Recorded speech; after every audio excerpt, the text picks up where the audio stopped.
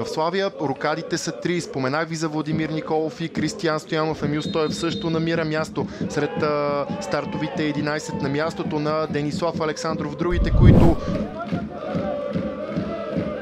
Неделко Пищевич трябва да внимава. Топката му бе отнета и той извърши нарушение. Това е един много деликатен момент и директен червен картон. Кошмарно начало за домакините от ЦСКА 1948. Предотвратяване на очевидна голова възможност и нормално червен картон. Няма абсолютно никакви съмнения около единоборствата. Не успя футболиста с номер 28 да стигне до топката. Емил Стоев. Пас към центъра, много находчиво. Иван Минчев пропусна топката, Галин Иванов задържа. Тони Тасев, остро подаване към наказателното поле. Има ли кой да стреля? Точно така, 1-0 за Славия.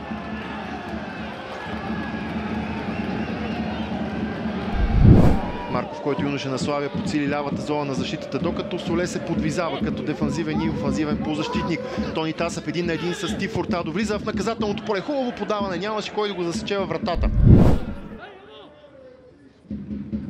Галин Иванов, Кристиян Стоянов. Напредва през центъра, даже си осигури позиция за удар. Ето го и него. Спасяване на Даниел Наумов.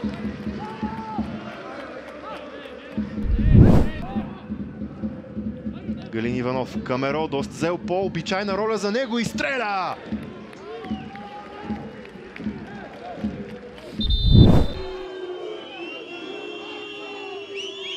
Изпитание за Слави Светослав Буцов. Ето го удара на Карагарен. Без проблеми за стража. Това ще бъдат техните възможности.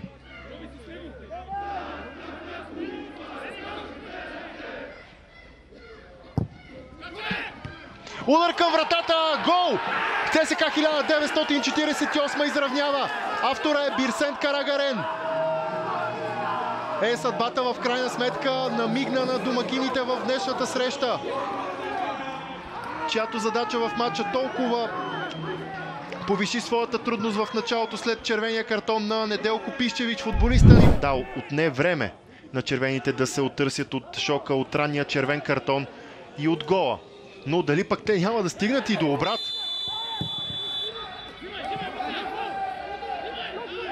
Играта е спряна и ще има жълт картон за Никола Илиев. А тук дали не си помогна футболист на белите с ръка? Няма сигнал от съдията. Удар от дистанция в ръцете на Наумов.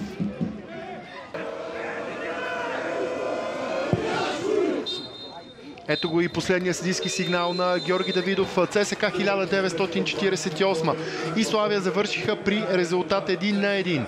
Столичното дерби остава без победител.